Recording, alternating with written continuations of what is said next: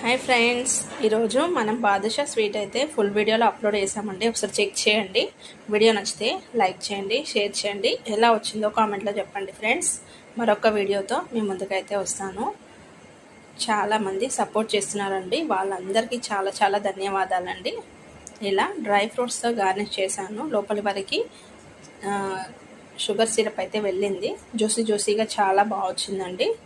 ఓకేనా ఫ్రెండ్స్, ఇలా ట్రై చేయండి. వీడియో నచ్చితే లైక్ అండ్ షేర్, సబ్స్క్రైబ్. ఎలా వచ్చిందో కామెంట్లో చెప్పండి.